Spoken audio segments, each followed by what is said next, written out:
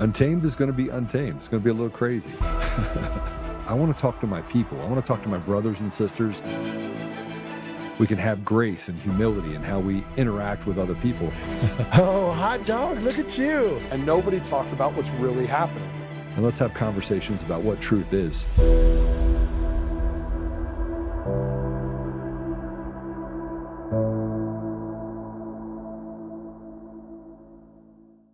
What we find is that because these elected officials have no control over their own election, we found out on Friday that the Secretary of State, she responded to some of our discovery requests.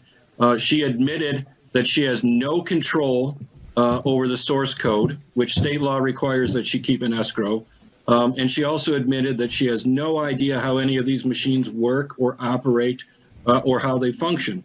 So you have a company like Dominion that's able to set up this system where it convinces these states to sign these onerous contracts, essentially turning over control of the state elections to Dominion. And then if you want to find anything out about the election, you want to audit the election, they send you to the Election Commission, where they actually have people put in place that are former employees of Dominion. And that's some of the problems they're running into out in Arizona, is the people who they say are certified to run the election are actually these former Dominion people. So after the election closes, we've discovered that built into the system is the ability for someone to reopen the election, put more ballots into the tabulator, basically what we call ballot stuffing, and then retabulate, print out a new tabulator tape, but backdate that tape to November 3rd, and walk out the door with anyone knowing they were back in that tabulator. And we see that through some of the remnants that are left in the forensic audit or forensic images that we got. First, they've never had the authority. We're the only case that ever got a forensic image. But yeah, no one's ever had an interest within our elected body.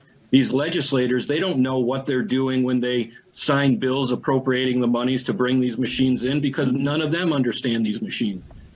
They just bring in a company like Dominion or ES&S or Hart and just put this into the system, make people vote on these systems, and they have no idea how they work. So this is the first time you see people actually getting into the source code, and that's what we're doing. We've got the forensic images so we can do a deep dive into understanding how these machines really work. And they never expected anything like this to happen. And I tell you right now, these people are shocked at what we're doing and what we're discovering. You're fired. President Trump axing the top leaders on elections after the Supreme Court ruling that allows U.S. presidents to fire federal workers at independent agencies for any reason, not just for cause. The White House wiped out the entire four-person federal election panel that's designed to help local election officials get ready for the November midterms. The White House says the president reserves the right to remove anyone that may not be aligned with his goals. Welcome back. It is Monday, and the man that was on that is Matt DePerno. Obviously, you don't know who Matt is. Matt was the one that led to the Antrim County report that was done by ASOC. It was the beginning of all of the looking into the election fraud, and we have zero trust in governments. President Trump fired the EAC, the election commission, and he should have, on the heels of a Supreme Court ruling. And but we know that the elections are kabuki theater. We know that they are fraudulent. We know that none of the information that they put in front of us, none, related to the outcome and who is in certain positions of trust and authority, we know it's not real. We know it's not real. We know we don't have clean voter rolls. We know that the machines are able to flip votes. We know that the mail-in ballots have no chain of custody and that there's no transparency. We know all of these things. And the left would have you believe that we're just crazy. They use words to dog whistles. You're an election denier. You're a conspiracy theorist. But there is zero time that is taken. Zero time, zero. absolutely zero time that is taken to look underneath the cover. There's not even a morbid curiosity. And more importantly, not having a morbid curiosity is that the dog whistles come in with such, show us the evidence. Show us the evidence. Put it below. Show us the evidence. The evidence is so dramatic, so big, that you'd have to be a fool not to see it. And that clip was from 2021, excuse me.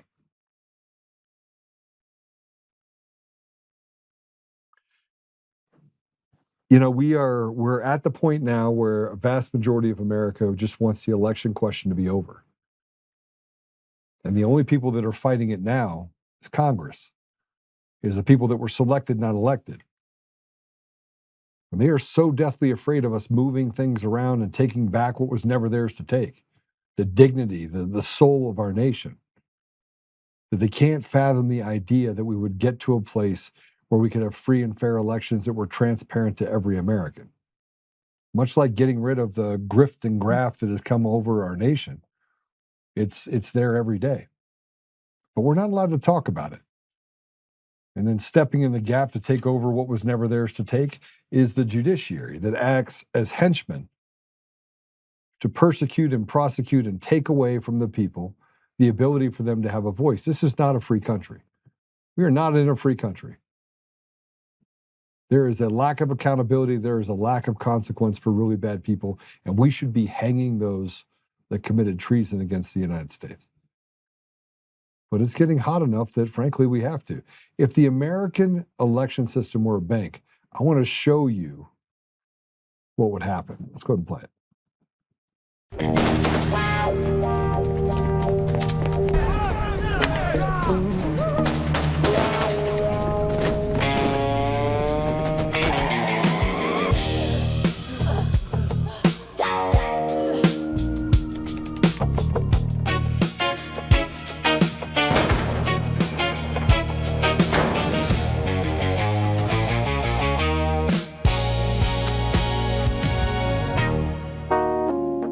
Are you the manager?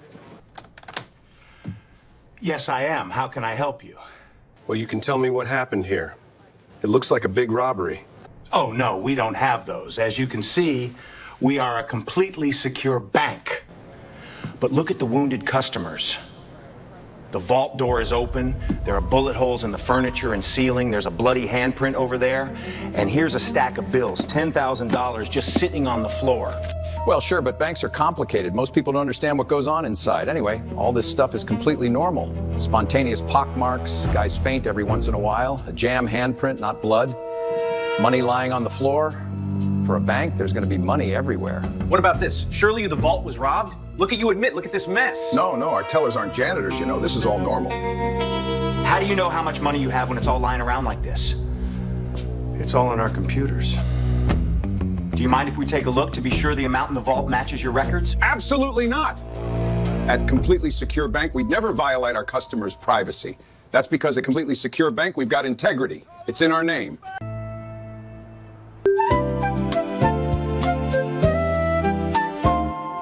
Completely Secure Bank, the friend you can trust.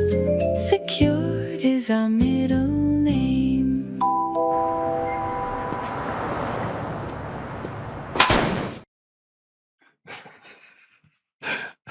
Well, does that do it for you? Completely secure bank. Only the stakes are higher because when you rob a bank, you rob a bank. But the American people are the bank. And the robbing of the American people has gone on for far too long by the same people who stuff the faces of NGOs and, move money around inside the government and act with impunity and feed each other at the expense of the American people. But it's not just the people in government that feed themselves. They also feed illegals, and they feed the Taliban and CARE and Islamists and anybody that would want to destroy the American ideal. Those are the people we feed first. Do we take care of veterans? No. We talk about the fact that we're grateful for veterans, but we don't take them, and we don't take care of them. I wrote this article, and it's in Substack. Go ahead and drop if you can, drop the link into all the different channels. I wrote this Substack. It took me a long time to write it. And it's quite long. It's quite long, and I don't know how I could succinctly tell the story any clearer than this. Well, let's go ahead and put it up if we could. It's 50 state fraudulent elections, proof versus evidence. The system put Tina on trial because she exposed the one thing it cannot survive, public inspection. See, we've never even talked about the stuff that Tina was able to uncover. But I put this out a few days ago. Some of you got a chance to read it. And let me just kind of run through it as quickly as I possibly can. I want there to be a record of what I wrote. The American people have been told over and over to trust institutions that have not earned that trust. Not Republican institutions, not Democratic institutions, not federal agencies, not state bureaucracies, not corporate vendors, not partisan prosecutors, not judges who hide behind procedure while the public asks basic questions, not media outlets that decide who the villain is and then write every story backward from that conclusion. That is the frame through which the Tina Peters case should be understood. The establishment versus Tina Peters is an election denier who let an unauthorized person access Mesa County, Colorado election equipment. That is a sanitized institutional story. The people's version is different. Tina Peters was a county clerk who tried to preserve evidence inside the black box election systems. The machine responded by making an example of her. In this interview, Peters is not a criminal. In this view, Peters is not a criminal. She is an American whistleblower, an American hero, a Gold Star mother, a public servant who became a political prisoner because she challenged the election priesthood at the high point in its most vulnerable source systems, logs, builds, backups, and machine records. President Donald Trump's pardon of Tina Peters is therefore not a side note. It is a political and moral judgment. Colorado officials and legal commentators argue that a presidential pardon cannot erase a state conviction.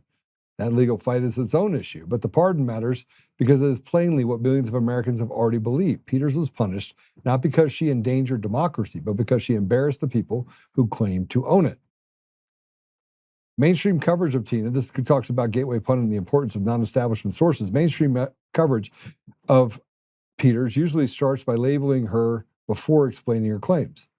That is not reporting, that's a narrative control. Sources such as the Gateway Pundit have covered the Peters and Mesa County story from the opposite direction, not as a story about a rogue clerk, but as a story about a clerk who exposed election system evidence that officials and vendors did not want extraordinary citizens examining. That perspective matters because establishment outlets often treat institutional denials as proof, while alternative outlets are at least willing to ask the forbidden question. What did the machine show before the government and vendors regained control of the narrative? This article takes this question seriously. The Mesa County reports were the real threat. The central issue in Mesa County was never merely who entered a room or who copied a drive. The central issue was what the copied records showed. Peters' supporters point to the Mesa County forensic reports as evidence that election system data logs and records were altered or removed during a trusted build. One report describes thousands of log files allegedly deleted during the process that concluded that further investigation was needed to determine the full scope of possible noncompliance with election record mandates. That should have triggered curiosity, real curiosity, bipartisan curiosity, federal curiosity, media curiosity. Instead, the system became incurious with remarkable speed. The official response was, let's publicly reconcile this before and after images. I'm sorry, the official response was not, let's publicly reconcile the before and after images. It was not, let's bring in mutually agreed upon experts. It was not, let's release the build documentation, logs, hash records, vendor communication, chain of custody materials, and all audit preservation procedures. It was isolate Peters, prosecute Peters, discredit Peters, and make Peters radioactive. That is the tell. When a system is honest, exposure helps it. When a system is rotten, exposure becomes the crime. The Biden-era political machine did not need to prove every critic wrong. It only needed to make the cost of asking questions unbearable. That strategy was chilling and effective, threatened professionals, intimidate clerks, label whistleblowers as extremists, treat evidence preservation as tampering, treat technical questions as conspiracy, and make sure no future county official would dare do what Tina Peters did. Colorado's Democratic establishment, including the Secretary of State's office, prosecutors, and allied media voices, turned Peters into a warning label. The message to every election official in America was unmistakable. If you touch the machinery without permission from the people who control the machinery, you will be destroyed. That was not election security, that is institutional self-defense. And this gets to where we have a true audit is not a recount of contaminated pile. The same logic appears in Maricopa County, Arizona. After the 2020 election, the public was told that the audit confirmed the count. But a count match count process is not the same as a real audit. If the question is whether the ballots in the pile were lawful, then counting the pile again does not solve the problem. A true audit asks, were the voters real? Were they eligible? Did each voter cast only one ballot? Can every mail ballot be reconciled to a lawful voter without relying on blind trust? Were ballots duplicated correctly? Were signatures cured lawfully and consistent? Were chain of custody records complete? Were machine logs preserved? Were tabulators, adjudication systems, and election management systems independently examined? Were source systems inspected by adversarial experts? That is an audit. Anything less is a public relations exercise. Maricopa became a national lesson in how officials use the word audit to close the case without answering the deeper question.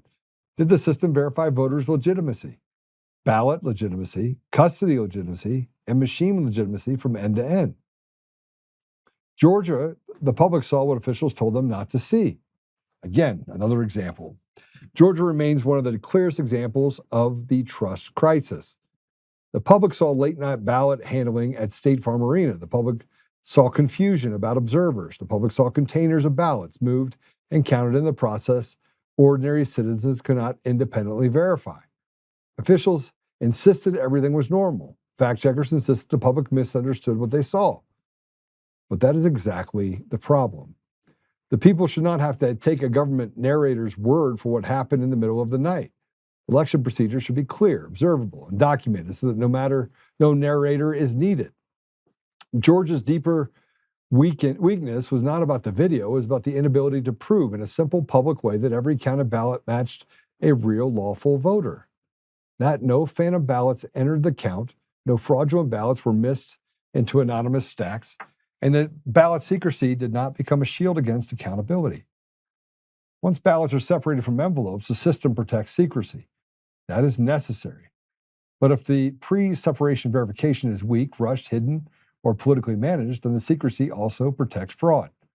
That is the uncomfortable truth officials do not want to discuss. Let's talk about Tarrant County and the nothing to see here reflex. Tarrant County, Texas, this happened in 2024, raised another version of the same concern. 2024 claims and testimony circulated about major issues with election systems, vote flipping, hacking, vulnerabilities, and technical problems. Officials dismissed many of these claims as voter error or misinformation. Here it comes again. Maybe some were, but that answer is not enough. When citizens allege election system hacking or machine vulnerability, the proper answer is not trust us.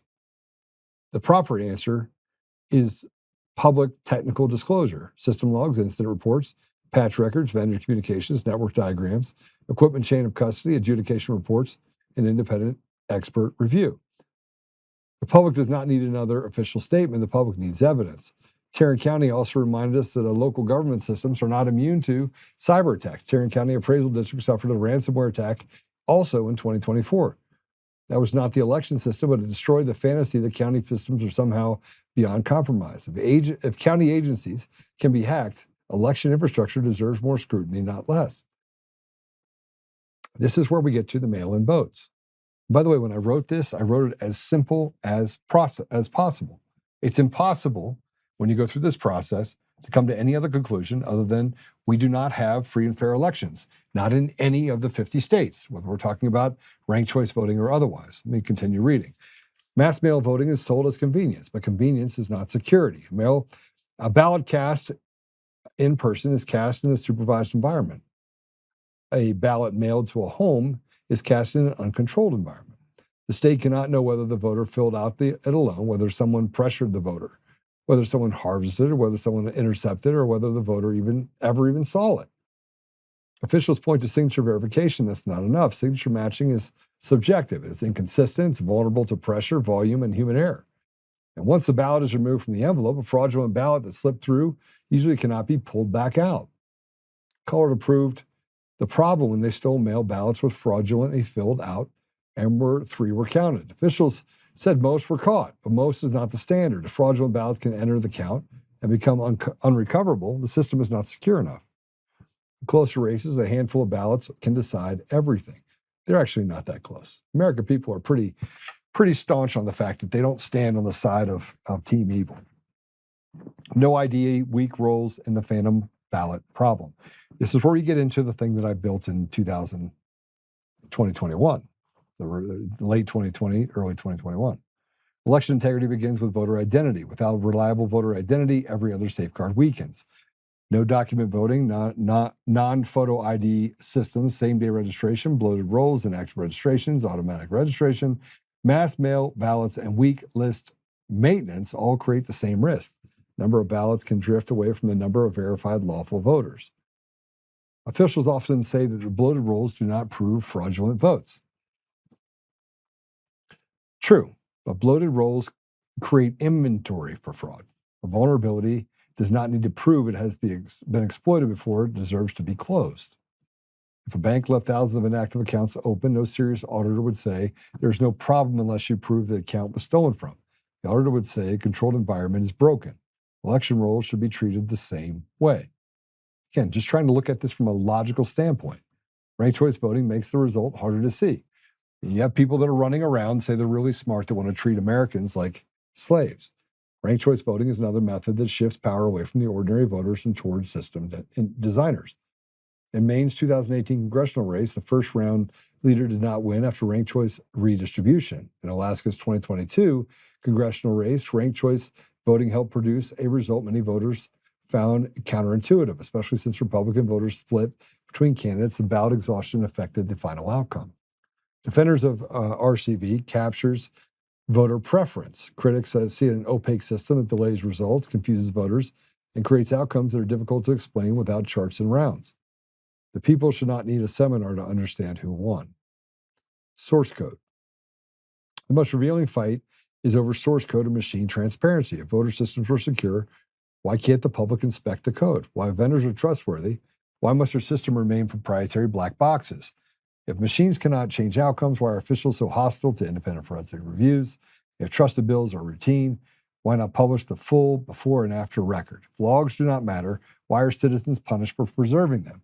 The answer is obvious. The election system depends on a layer of hidden trust. Trust the vendor, trust the certification lab, trust the Secretary of State, trust the county, trust the machines, trust the audit, trust the judge, trust the prosecutor, trust the media. No. Republic should not run elections on trust. It should run them on proof. California and Colorado laws that protect the system from the people. California's response to Shasta County was instructive. When local officials tried to move away from machines and toward hand counting, the state restricted what counties could hand count when counties could hand count ballots. Supporters said hand counts are slow and error prone. Critics say the real issue, the state stepped in to prevent local voters from choosing a more observable process. Colorado showed a similar pattern through persecution, machine secrecy, and centralized control. When Tina Peters preserved system images, the state did not respond with transparent public review. It responded with prosecution. The pattern is unmistakable. When voters want more accountability, law and procedures appear to make accountability harder.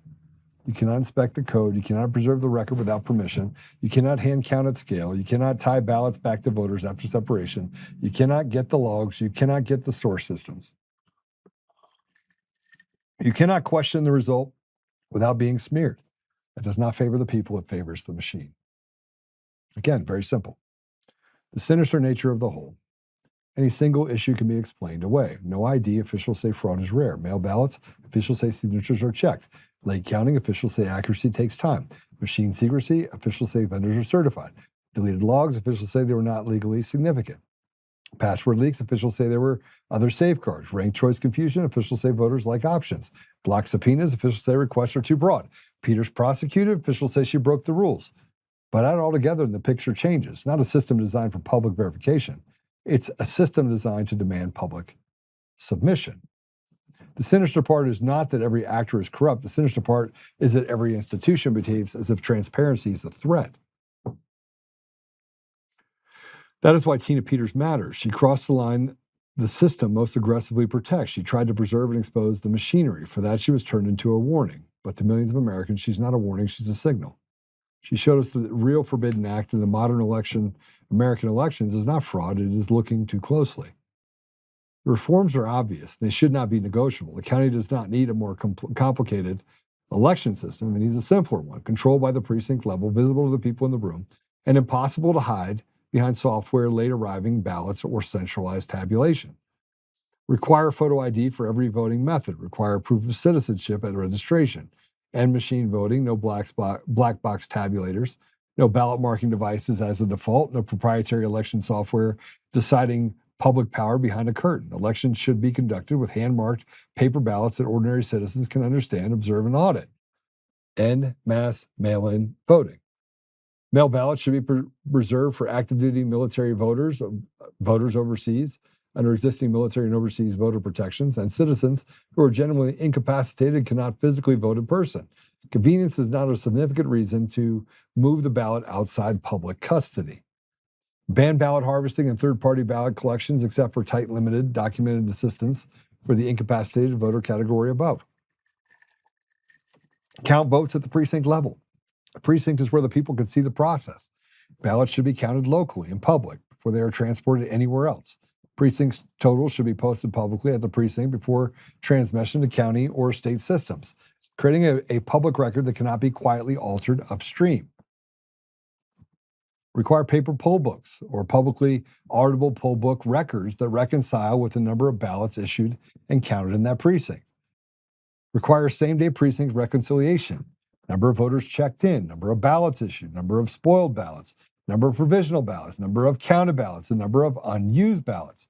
Make any remaining election technology software independent and subject to independent source code and build process review. If officials assist on technology anywhere in the process, the public must be able to verify that that technology cannot secretly change the outcome. Preserve logs, system images, ballot images, cast vote records, precinct reconciliation, sheets of chain of custody documents. Publish ballot accounting before certification. Require true audits and not recounts masquerading as audits. Make election officials personally liable for destroyed records, hidden failures, and false public assurances. Protect whistleblowers who preserve election evidence. Pardon and vindicate people like Tina Peters who acted to expose what the public had a right to know. So in conclusion, the people are not obligated to trust a system that refused to be checked. Keep going.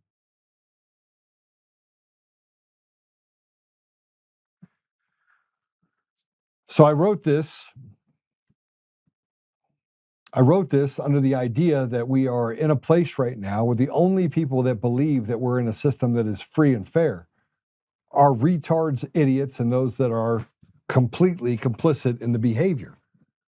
They believe that, I won and I should have won. And if the system is corrupt and it's only corrupt over there, I don't have to worry about it. Now, in private, they talk about how bad it is, but in public, they hide the impropriety. And here I have this. I want to show you that the SAVE Act would be a first step. It'd be hard for Democrats in any state to win any election if they had to play by transparent rules. Play it. The other thing that we blocked yesterday was the SAVE Act, right? Which was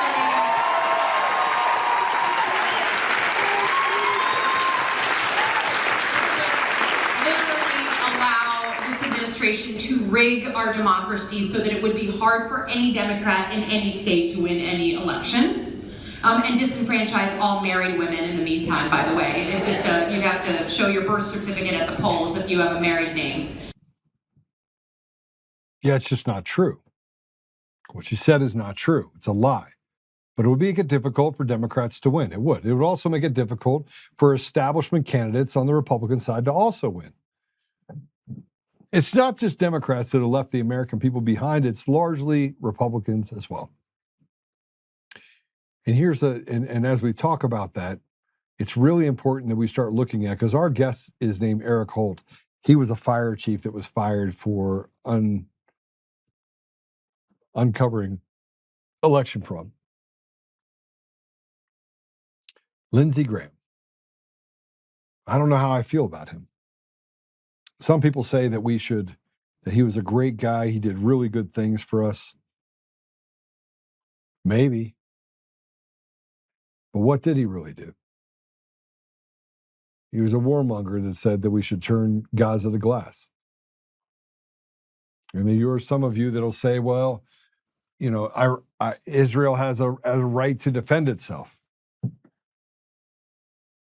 Okay. The same could be said for if you were on the streets in New York and somebody shot at you, you just started shooting everyone behind him. I had a right to defend myself. He was shooting, so I had to shoot those people. You're responsible for your errant shots. But we don't seem to make responsible Israel for any of their errant shots. Innocent can die with impunity. We just don't care. We don't want to even cover it. And that's not saying that I'm a pro-Palestinian apologist. But at some point, you can't say that you turn an entire area and you turn an entire people into the enemy. I don't like what we did in Iran. I think it's necessary. But we also talked about vindicating and freeing the Iranian people. And if that wasn't a real thing, then why in the world did you have hundreds of thousands of Iranians that were in Europe that got together and stood on a stage and clapped for Lindsey Graham specifically? Well, Lindsey Graham is dead. Now I'm 71 years old, went over to Ukraine, came back and dropped dead, if you believe that narrative. So I had to put something up because I think it's all too inconvenient. I don't think that what we're dealing with right now is normal. Breaking, and get ready for the mother of all coincidences. Lindsey Graham is dead after a brief and sudden illness. May he rest in peace. Now, here is the part we must pay attention to. He toured a drone facility in Kiev. Russia destroyed it soon after. Soon after that, Lindsey Graham died. So did he die in Kiev? Was the illness really a missile? Did the evil midget Zelensky blame Graham and have him killed? This is why we cannot have nice things. We do not trust the government, and frankly, we do not trust the narrative. How can we? So here's a poll. I'd really like to know how many of you actually trust the media narrative. Are we past the point where we think they lie about everything, or are we in a state of belief? Share. And there was a poll. I don't know what happened to it. It wouldn't actually share the poll. My point is this. You know, how do you feel about a 71-year-old man in Congress that can't get the SAVE Act passed, standing in direct opposition to what's happening in the Senate, to the people? I mean, 82%, 85% of the American people want the SAVE Act passed. And you got some demon Democrat stands on the stage and says, I got to block the SAVE Act. The American people have spoken. So then it's not a process that actually protects the American people. It protects those people that want to stay in office. That's not a democracy. That's not even a functioning government. That is a lawless society. Well, we're joined by Erik Holt. So let me just kind of go into this. Erik Holt went and he appealed, and it looked like, based upon the answers that the appellant judge stated, that it was going to go his direction. It was in May 2023 that Erik cooperated with a district attorney's office that was looking into election fraud and illegal electioneering. Now, you fast forward to this, he lost his job. He said, look, I have video evidence. I have audio evidence. It was clear. Everyone thought it was fraud, except for Michael Allen, who was a DA in El Paso County, who's running for AG in Colorado today. Well, the 10th Circuit Court of Appeals, because they basically dropped the case. After a U.S. District Court judge dismissed his claim, Holt appealed to the U.S. Court of Appeals for the 10th Circuit in Denver.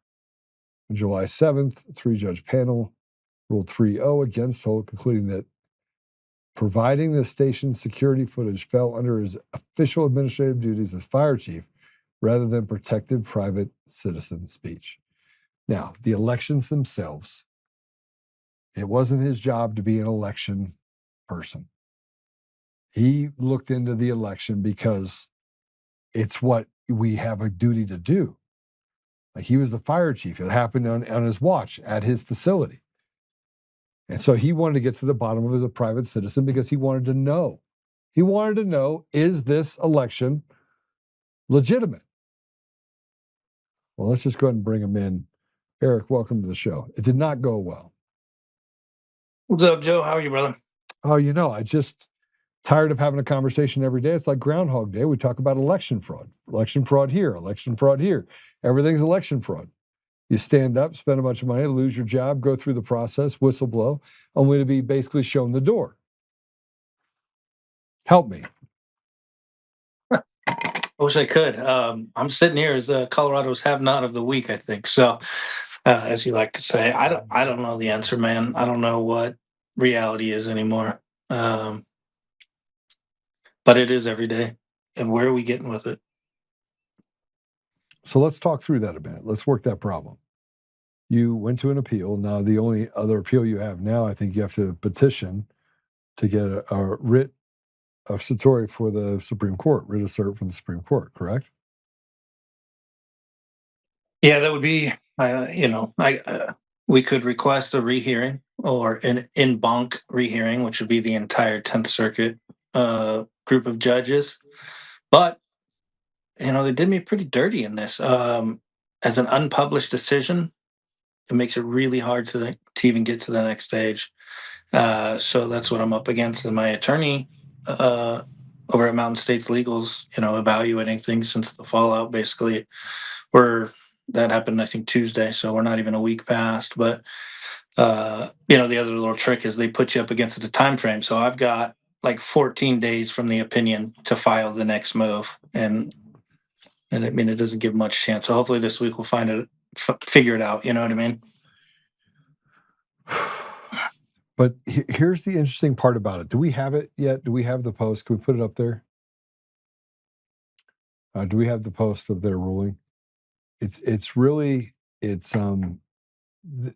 is a post that you put up. Imagine the feeling of serving your entire life in the Army at 18, Iraq at 20, come home and spend 2 decades in public service where you swear an oath to your country and its laws and be told by a panel of judges you have no First Amendment. And yet here we are. They said you didn't have a First Amendment right to talk about what you saw. They could fire you for standing up for other people. No whistleblower protection at all. That's correct. You got the other picture, the one where I highlighted if you want to show that, so that the audience can actually see the language of the court used. There it is. Yeah. So let's read this really quick. In sum, taking a practical view and all its relevant facts, the court concludes Holt was, quote unquote, performing the tasks that he was paid to perform when he provided the surveillance video to Kramer and answered Kramer's logistical questions about the contents of the video. Thus, his speech was commissioned by his employer, and it enjoys no First Amendment protection. That's my reality. That is what the second highest court in the nation just said to me. So you have no First Amendment when you work for somebody else. You only have it when you're.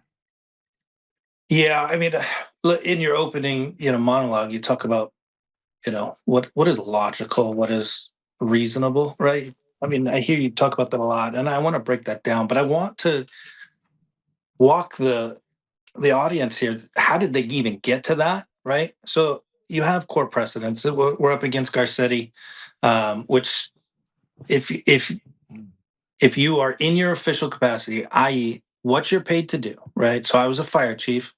I think 99% of people, except for courts, apparently, know what a fire chief's job is. So if I was acting in the role of being a fire chief, I wouldn't have First Amendment protections because the Supreme Court, back in the Pickering versus Board of Education or whatever, said that there is an avenue that the government needs to protect speech, right, or control speech of others. Okay, you can accept that in a very limited thing, but it's so expanded. So how did they get there? Well, like court procedure is a hurdle to begin with. So my court case went. I file my complaint. They motion to dismiss. So we're fighting against getting it dismissed, and then we go into discovery. The next thing that's filed was summary judgment, and boom, my case is lost.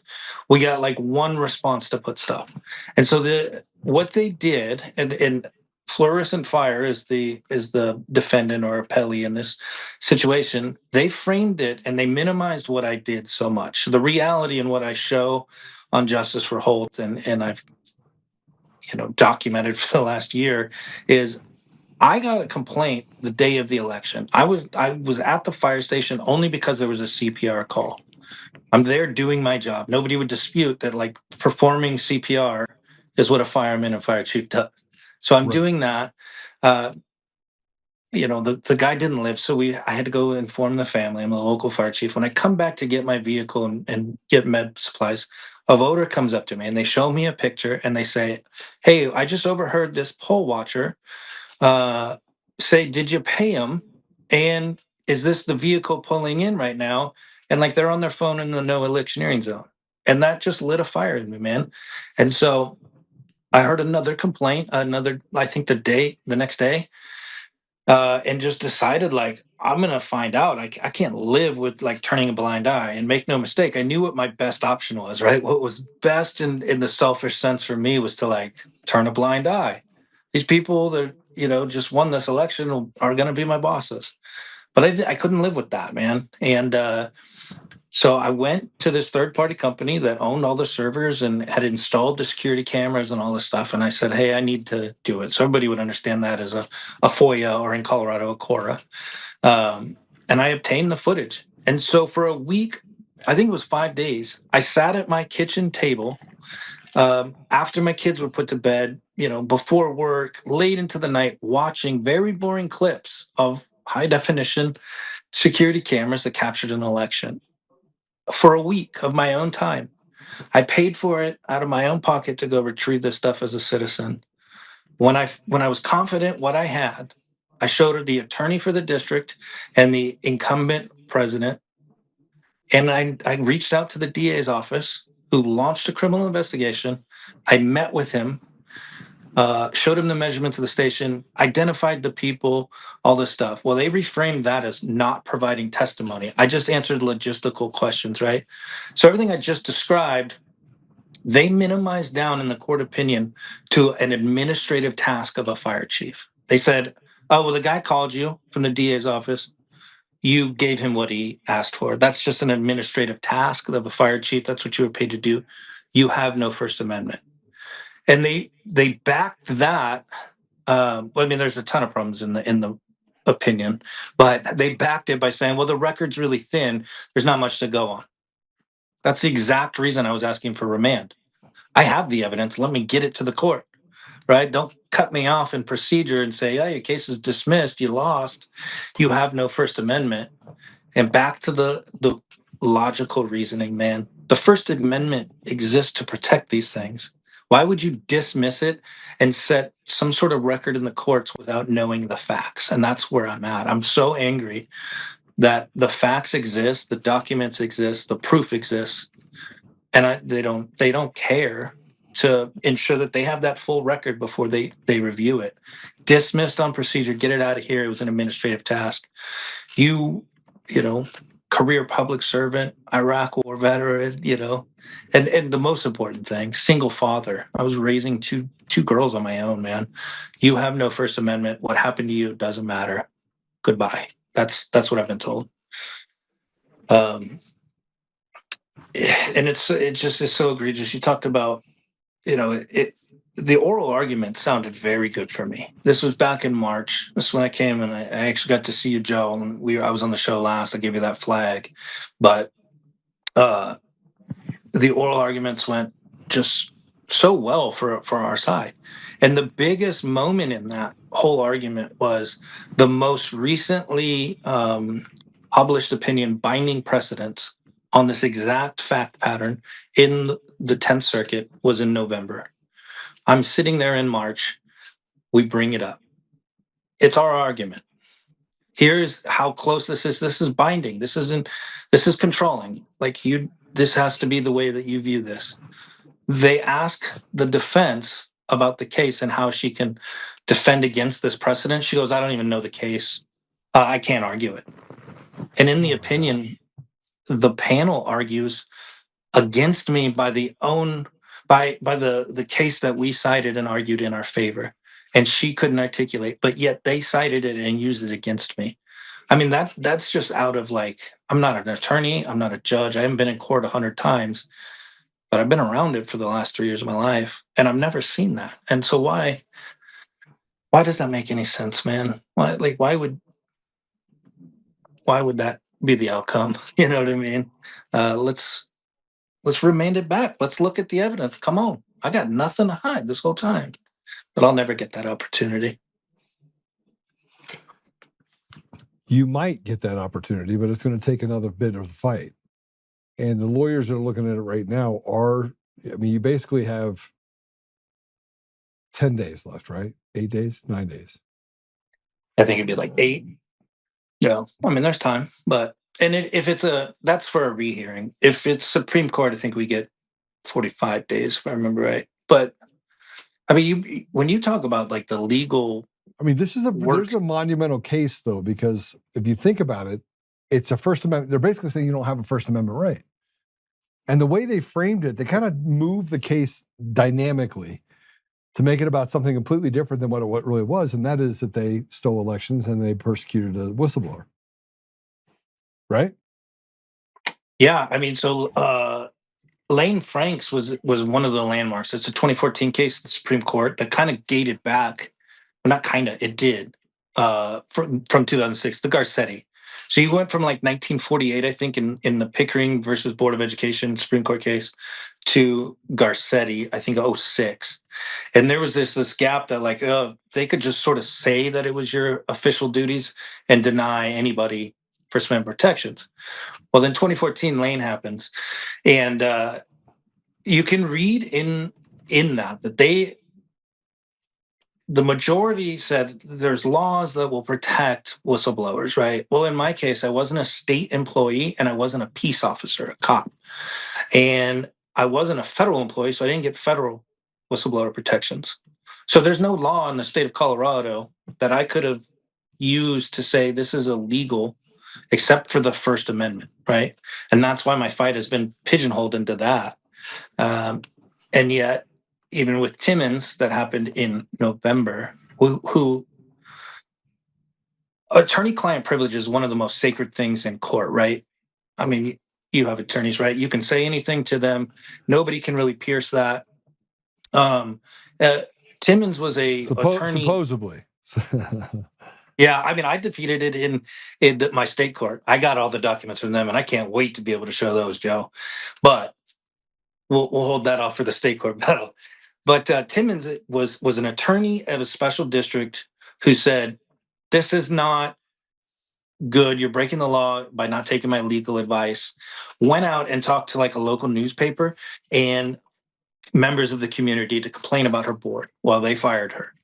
And she was able, in the opinion in Timmons, to get a reversal saying, oh, she has a First Amendment right. Because speaking to the public, that can't be misconstrued. It's outside of the chain of command, all this stuff. But yet, in my case, they just held that cooperating with law enforcement is not a citizen duty. Therefore, I mean, there's some fallout from this, Joe. Therefore, like I have to recommend to everybody out there, don't talk to law enforcement if you're talking about something that you're exposing at work because you're not protected. I have no whistleblower protections, man. And then, like, it's not even argued that I was a whistleblower. How is that even real, though? Because courts are based on opinion. That's probably our main problem, I would say. is like, I have opinions all the time, but nobody cares about them. But if you're a judge, like it becomes the backing of how things are viewed. So, uh, I still, man, I'm a fighter. Far beyond, man. I probably should have quit 2 years ago, but I just don't have it in me.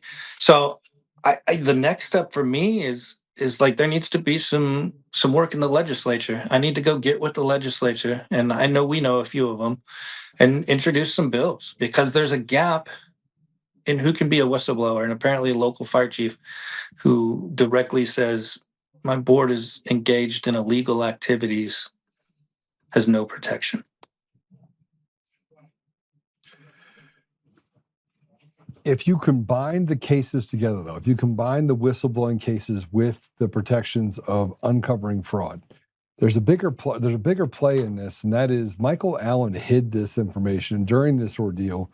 His father had a law firm, and which was representing the plaintiff or the defendant in this case. Little correction. So it was his chief deputy district attorney who was the son.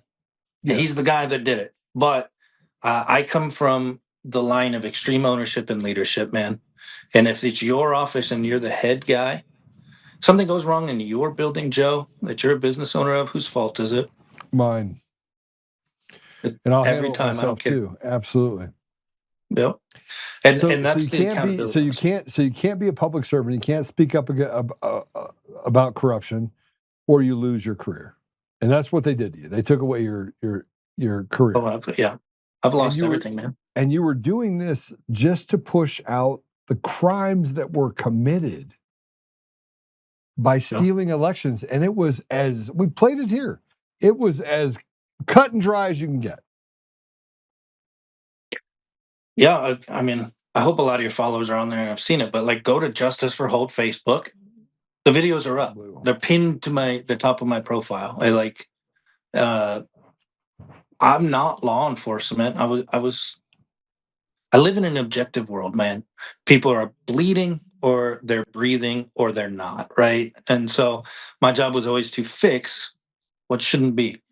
And if you transpose that onto life, man, I think it's a natural thing that people that take an oath and like serve as a public servant as long as I did would say, there's something wrong. My job objectively as a public servant is to fix that. Whether that be corruption or that be somebody bleeding on the sidewalk, you know what I mean? Or somebody's loved one is sick and needs it's all the same. It's how your brain works and how you think about things. And so yeah, I mean like what you're saying. Like I mean, what's the path that is acceptable by the courts or by the law, where the person doing the moral thing and the right thing isn't the one that loses, right? That isn't victimized further. Well, I think that gets down to the fundamentals of whether or not we have a free and fair system, free and fair elections. And we were just talking about the fact that no matter what happens, it favors the system. It doesn't favor the people. It doesn't matter who you are. You're a have-not. There's the minor league club and the major league club on the haves, and you're not in it. Because that requires you to betray the very people that you represent in your community. Yeah, I mean it's been a tough week, man. I probably look exhausted because I haven't slept well, and I'm a symbolic dude, man. So I read my opinion at work at the office and I came home and I put this here today, this flag. Like this is my mission flag from Ramadi, Iraq back in like 06, man. But it represents to me like the symbol of everything I believe in. And so like I literally just like came home and sat with that flag of like, am I just an idiot? Like, is everything that I believe in just 2 degrees off? Or like, is it the system? You know what I mean? Like, I have lost everything. Seriously, like my job, my career, my house.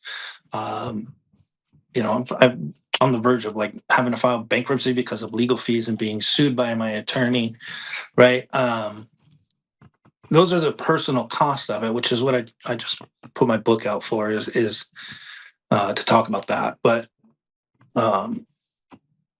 it's been a long week, man. I'm trying to introspectively examine what my actual beliefs are, and are those shared? Are those the actual foundations of what this country was founded on, or am I just that big of an idiot, man? And I just really don't have that answer.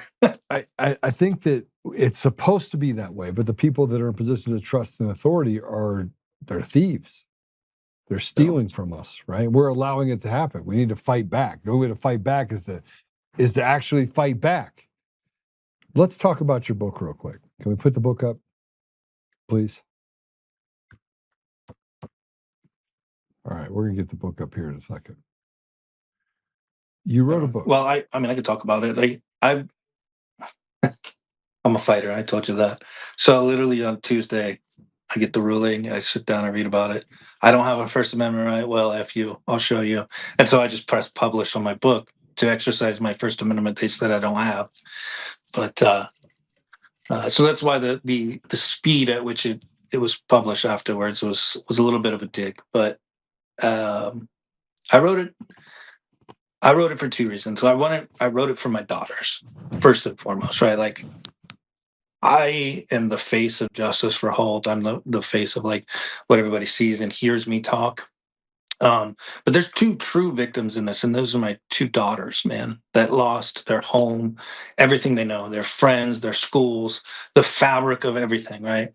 And so I had to be very careful over the last 3 years of suffering as a person, but like not showing that as a dad, right? And I know you can relate, Joe. I mean, shit, you've been doing this for 6 years, right? And so it opens with a dedication to them, and it closes with a closing line to them. But basically, that I wanted them to understand why their dad, despite all the losses and all the heavy cost to their lives, felt like it was the right thing, and that I would still today, 3 years later, do the exact same thing I did then, despite taking the L's, right? And then I have to get the story out that like this isn't a remember the Titans, right? Like you win the home Super Bowl or the home championship, man. Whistleblowers have to make a decision out there. Do the right thing and lose everything, or shut up and watch our system decay further. And I'm proud of myself, and I can still say that after the loss. I'm proud of myself for standing up for what I believe in. Whether that is shared by everybody out there that'll hear me talk, or I'm an idiot, it is true to who I am. And I'm proud for standing in that. But I wanted to put on paper that there's a cost. And I can document it down to the dollar and the hour of what that cost was, and stand here still a proud dude and face my two daughters and say, I'll give you guys the ending, the last synopsis of the book, but I end it with, integrity comes at a cost, and the toll is due every day in everything that you do. Pay the toll every day, and you will live with virtue. Love, Dad. That's how I end my book. Well, I ordered your book in hardcover, and they sent me back something that said not available. So just so you know, it did say not available in hardcover. So I had to fix a typo, so I re-uploaded the manuscript this morning. But it should be done now because I got the email. So if you try, it should order. All right, but that's my protest, man. I'm proud to put it out. I'm proud to give my girls, something that are the words from the soul of their father, that long after I'm here, or I'm gone, I'm sorry, that are you going to do an audiobook version? Well, tech guy, I don't know how to do that. I'm an idiot. So if you want to help me, I would love to. You have to read it. So you have to register it with audiobooks, right? Okay. And once you register it with audiobooks, then you have to read it. So you have to do a sitting for the read. If you were in Colorado, I'd give you access to my studio to do the read. And you just read the book. And then they upload it into audiobooks, and then they make it available as an option on Amazon and other platforms. Okay. I mean, basically in your voice, you read the book. Oh man, the poor listener having to listen to this At least they don't know how to look at me, I guess, huh? You have a face for radio, bro. Come on. Yeah. I don't even know about that. But, all right, I want everybody to go again. You can actually go and order the book. You should order the book. It is a long book. It is a long book. You can get a paperback for $21.99, and you can buy it on the Kindle for only $12.99, or you can get it in hardcover for $29.99.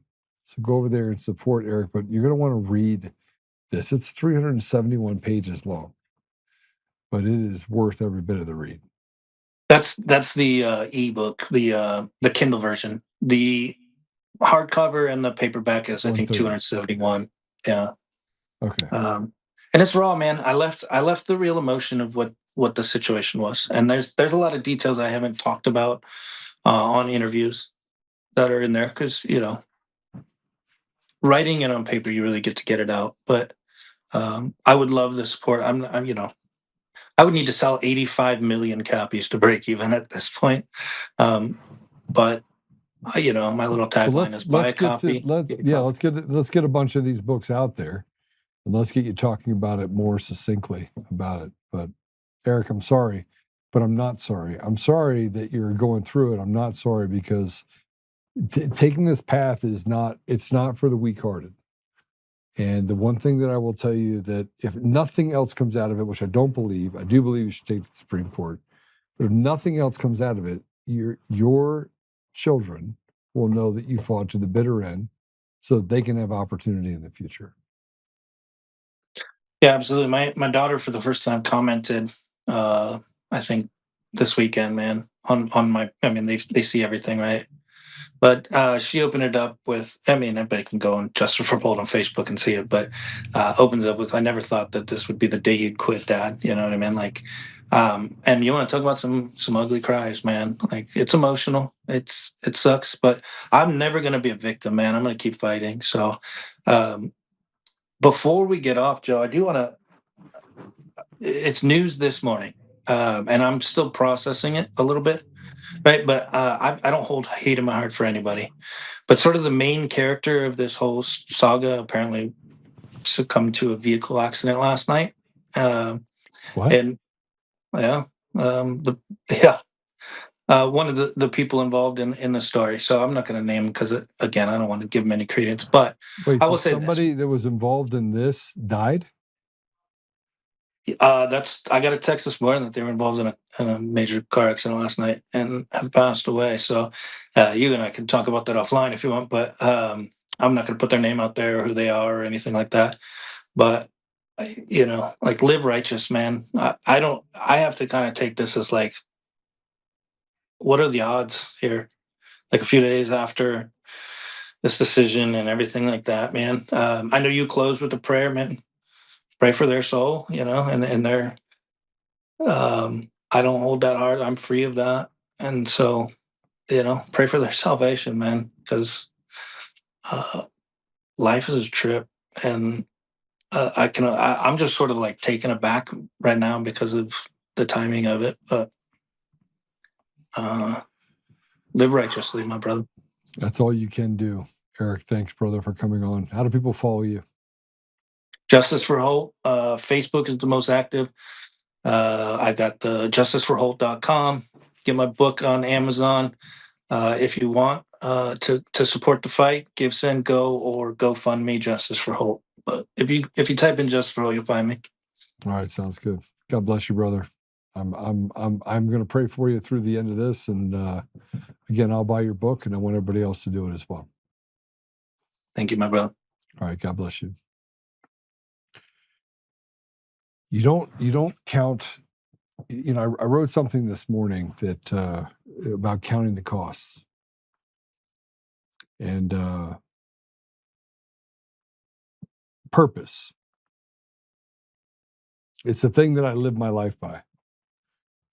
And I'm not sure people understand the cost that you have for the things that you do. And it's a pesky little word, purpose, because people around you will look at you like you're a fool.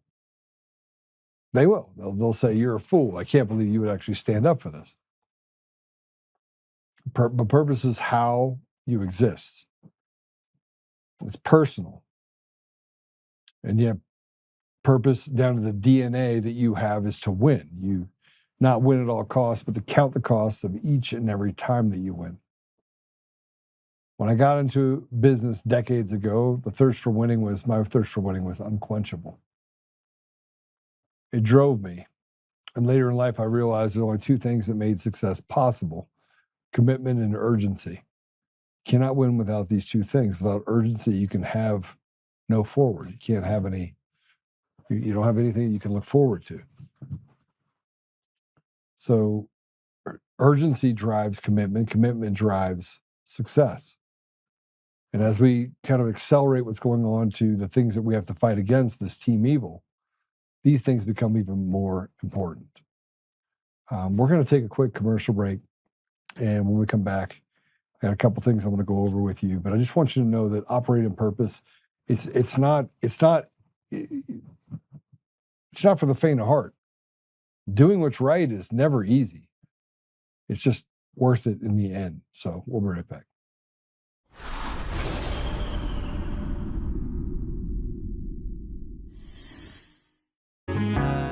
Oh, hi. I almost didn't see you there.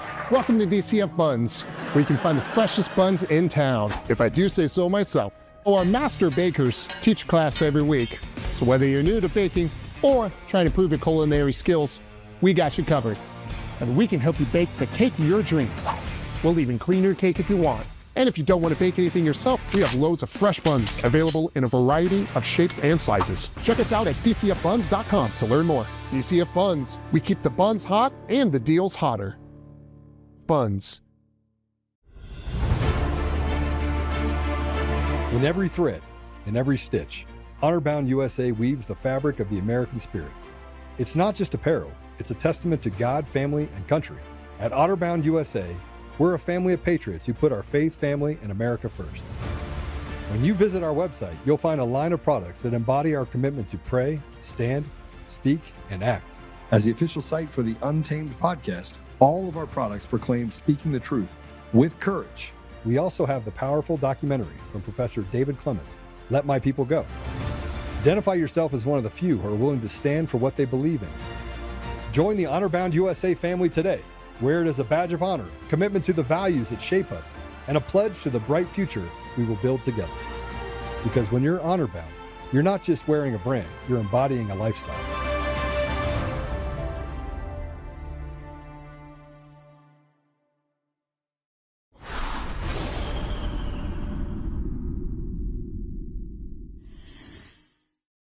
It'd be nice to see Congress do something about it.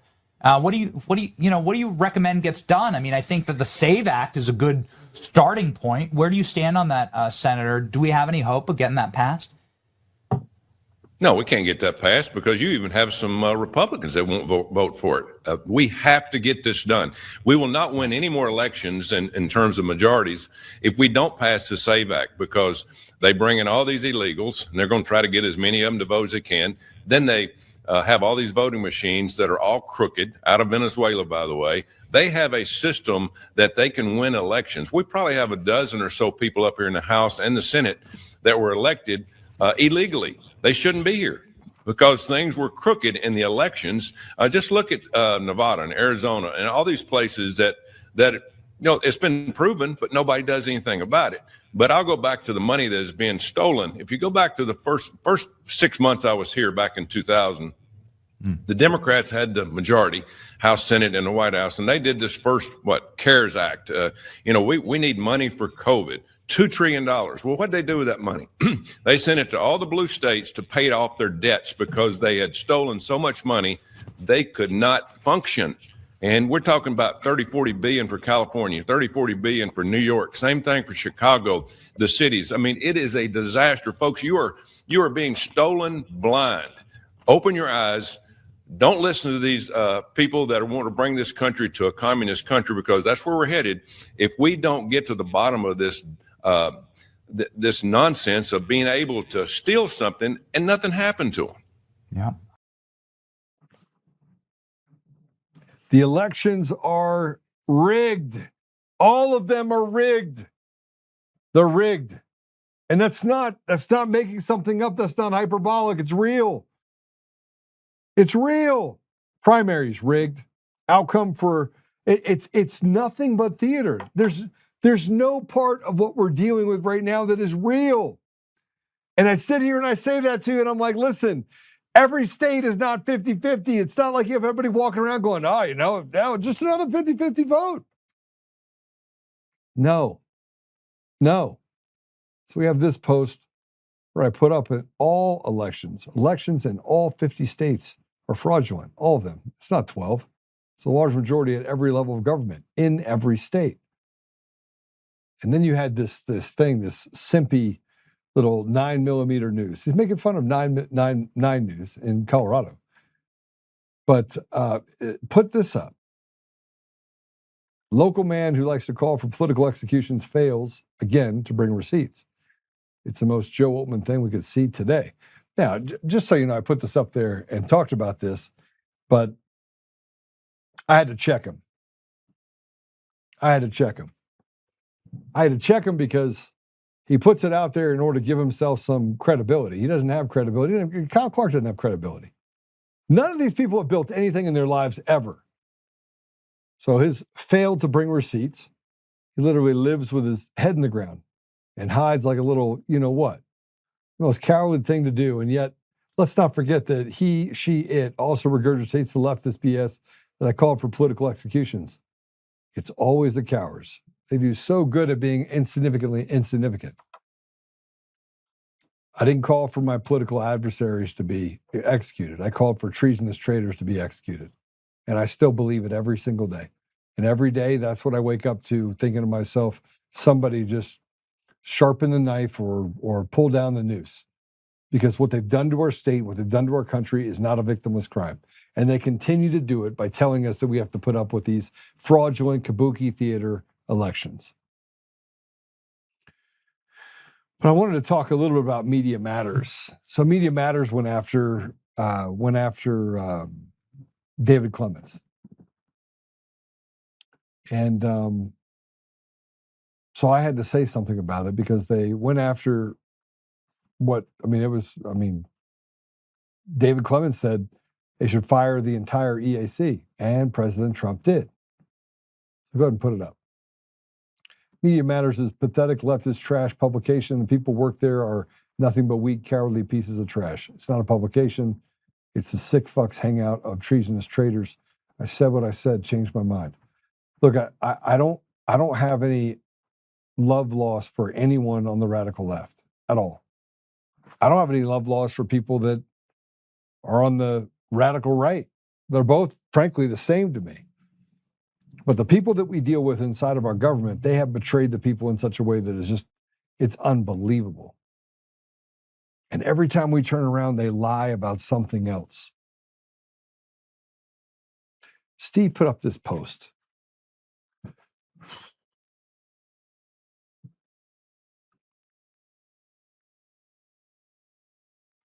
He said, I asked that everyone please show Brian Cole Jr. and his family your support by following and sharing their page, ad-free Brian Cole, here on X.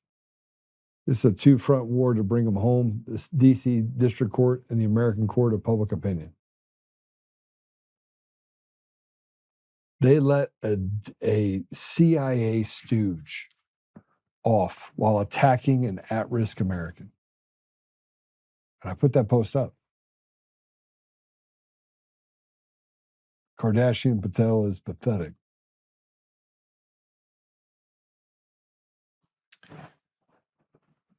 The reason why we don't trust the government is because the government is not trustworthy.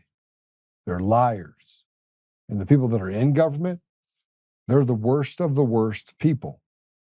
President Trump's trying to sort through it, and sometimes he has to call bad people good people to just stomach and to get things across the finish line.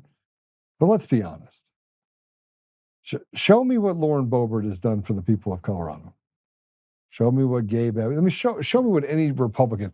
What's worse than that is the Democrats. They're worse, way worse. Jason Crow is the biggest piece of trash this side of the planet. You want to talk about radical? This guy is radically. There's something radically wrong with him. We can't trust what they do and what they say because the system was designed to make you a slave. It is a lawless society, a bunch of nihilists walking around using that as an excuse not to do what they need to do in order to protect the community. They have betrayed you. It's pretty easy. The government trust is zero. And by the way, I'm not anti-American at all. There's no part of me that's anti-American. But when is it going to be? When is it going to be the time where we say, okay, we've had enough. We want transparent elections, and we want to stop the grift away from the American people. We need to reduce taxes by 90% for the American people. 90. They've taken enough. Let them go invest it, do whatever they want. Leave us alone. That's how bad it's gotten. Our education system is crap. Our healthcare system is a grift, takes from us what the equivalent of what you have to pay for a mortgage. And yet they come back and they want to attack businesses and say businesses need to pay more to their employees and everything else. The government doesn't. It doesn't do any of that. It just steals from you.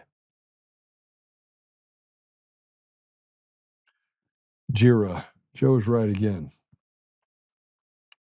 Joe would love to get a tech perspective on the Supreme Court geofence decision. I'll do that tomorrow. I'll do one on the geofencing decision tomorrow. It's crazy. It's crazy. It is crazy how the people always suffer because the decisions of the few.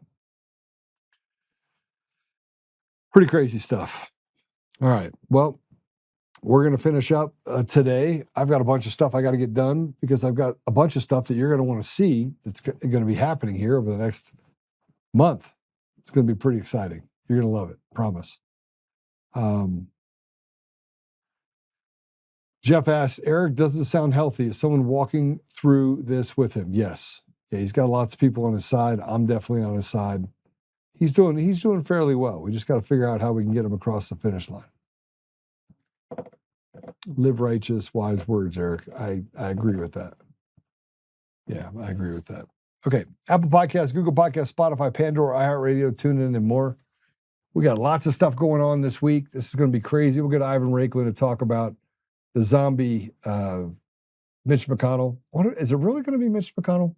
Or are we going to get a stand-in? A zombie? Who knows? But there was a sighting of Mitch McConnell. Let me see if I can.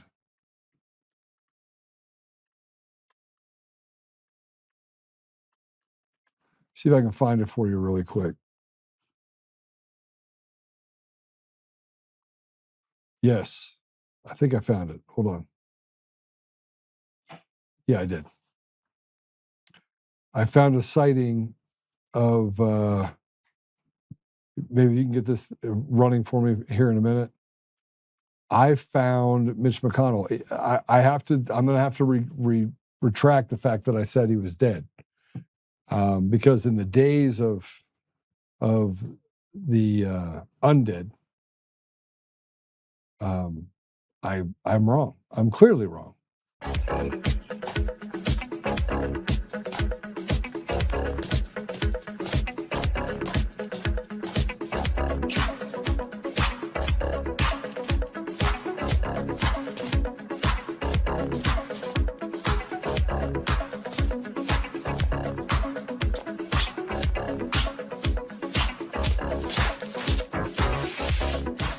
Is it bad that I used to know that? Actually, I still know that that dance.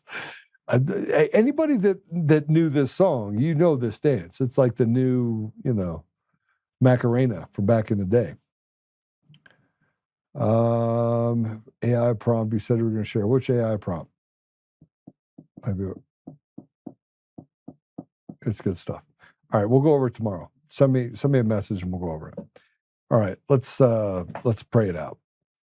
And let's pray it out, understanding this.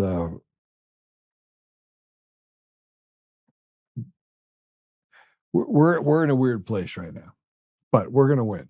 And I firmly believe that President Trump has things under control, but we're going to have to contribute. There's going to be things that we're going to be forced to do.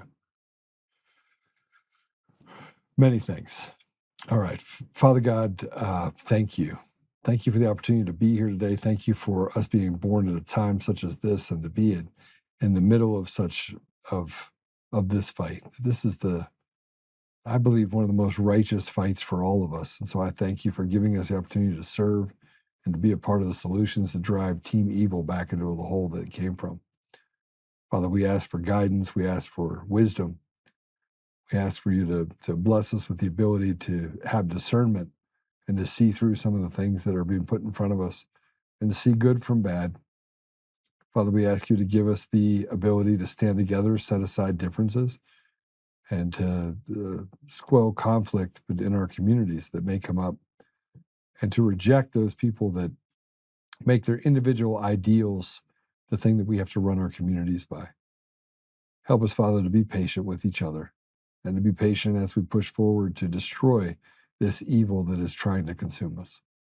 We ask these things, Father, humbly in the name of Jesus Christ. Amen. All right, that's it.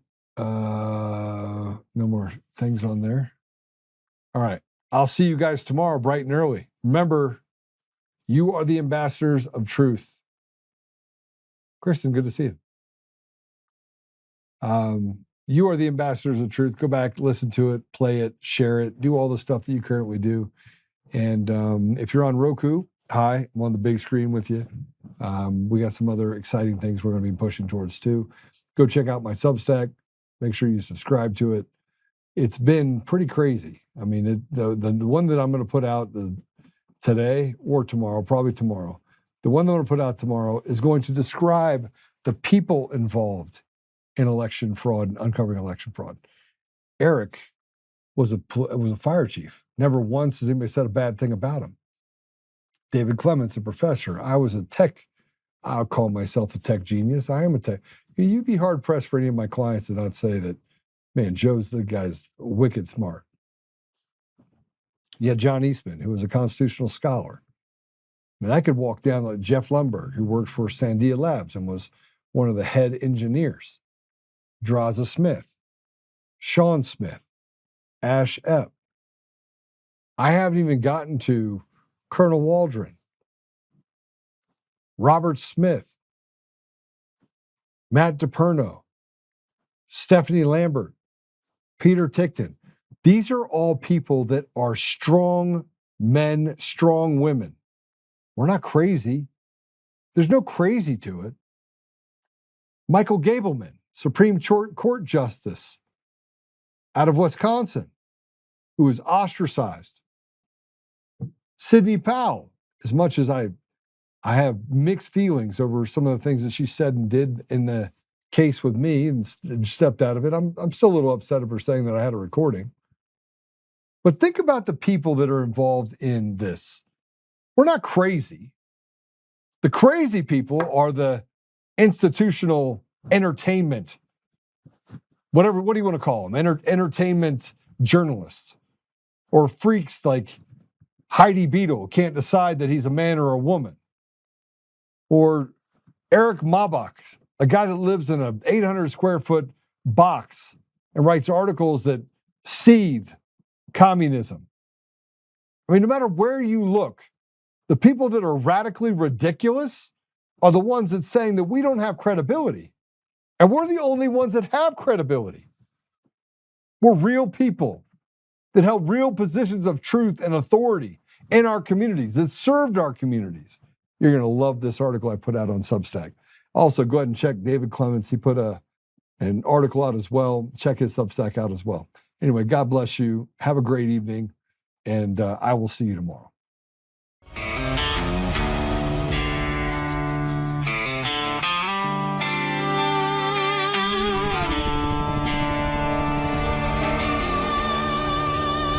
Rise up untamed in the heart of the fire where the wild ones roam. Joe Oltmann's calling, bringing truth back home. From conservative daily to this untamed fire, we shatter the silence, lifting spirits higher. No chains can hold us, no lies can prevail. Authentic and fearless on this rugged trail.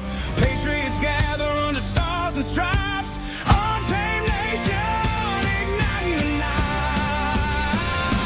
Untamed nation, let the truth roll out in this land of the free. Standing proud from sea to shining sea, we won't back down. Catch the fire, wear the crown, untamed nation. It's our battle song, motivating hearts where the brave belong. Yeah, untamed and wild, forever strong. Play it again all night long.